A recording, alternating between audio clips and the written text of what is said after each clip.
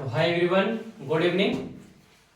जैसा कि हम पिछले बार से बता रहे हैं आपको क्या क्या खत्म किए हैं।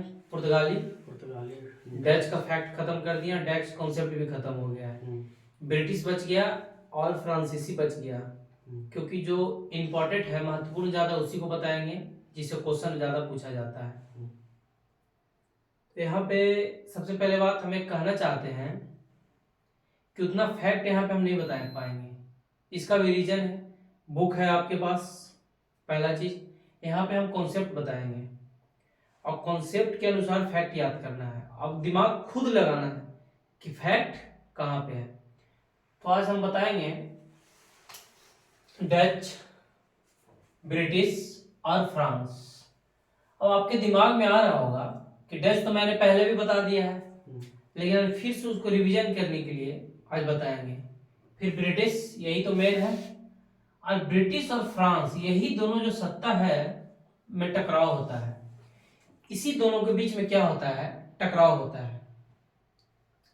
यही एक जो शक्ति सबसे लास्ट में आता है फ्रांस, ऐसे तो सबसे लास्ट में स्वीडन आता है, लेकिन आदमी किसका तुलना करता है? ताकतवर आदमी का, कमजोर आदमी का ऐसे भी कोई तुलना नहीं करता है। ठीक है, पृथ्वी पे 125 करोड़ आदमी है, मतलब भारत में, लेकिन हर कोई तो वीआईपी आदमी नहीं ना है। तो हम लोग वीआईपी आदमी को जानते हैं, आम आदमी से क्या मतलब है। तो उसी प्रकार यहाँ हम जानेंगे जो महत्वपूर्ण चीजें हैं।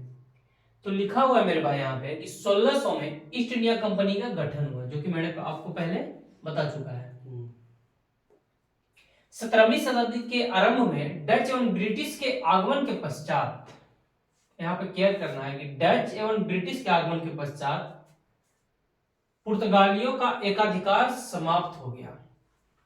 अब डच जब और ब्रिटिश आता है तो डच और ब्रिटिश जो रहता है वो प्राइवेट संस्था रहता है, अब पुर्तगाली एक गवर्नमेंट संस्था रहता है।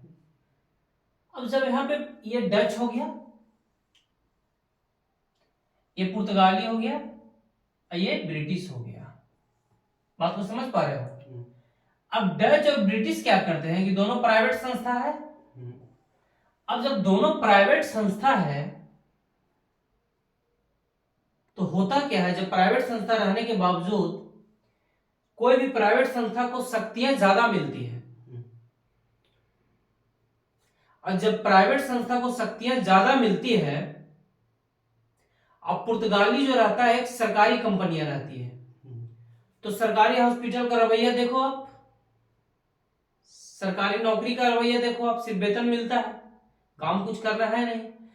तो जो पुर्तगाल सॉरी डच और जो ब्रिटिश रहता है वो अपना फैसला खुद लेता है, वहां की जो व्यापारी वर्ग रहता है इसको भेजता है। अब जब दोनों ये फैसला खुद लेता है तो पुर्तगाली कंपनी को दबाने में मदद मिल जाता है। दबाने का मतलब समझ पा रहे हो? जैसे दो प्राइवेट संस्था है, तो दो जब प्राइवेट संस्था तो अपने आप को मजबूत संस्था एक बना लेता है और उसके बाद पुर्तगाली को दबा देता है। तो वही लिखा हुआ है कि डच एवं ब्रिटिश के आगमन के पश्चात पुर्तगीजों का एकाधिकार समाप्त हो गया। अब जब पुर्तगाल यहाँ पे अकेले रहता है तो एक्चुअली उसका एकाधिकार रहता है। एकाधिकार कहने का मतलब हम बताए थे, कच्चा में स्टूडेंट बैठा हुआ है, सिर्फ अकेले तो फर्स्ट वही आएगा।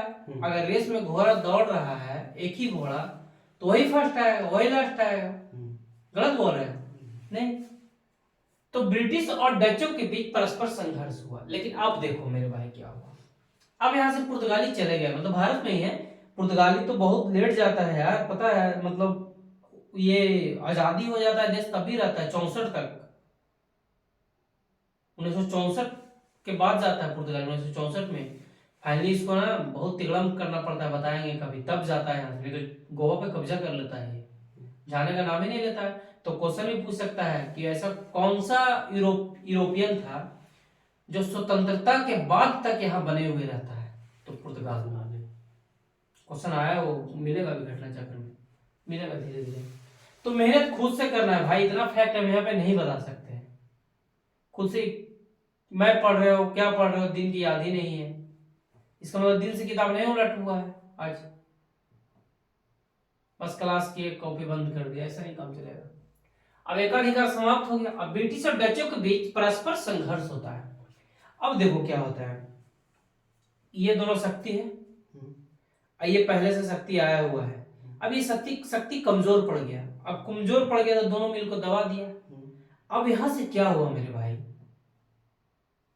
कि पुर्तगाल चला गया, यानी अपने ठंडे बस्ते में पड़ गया है, कहीं बस हल्का फुल्का रहता है, पूर्वी तक क्षेत्र तक चला जाता है।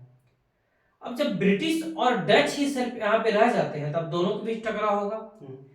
टकराव का कारण बताओ, आखिर टकराव का कारण क्या था? देखो पता ही नहीं कि टकराव का कारण क्या था, तो क्या समझोगे? तो यही चीज बोलते हैं रिवीजन करो, रिवीजन बार बार इसको देखो।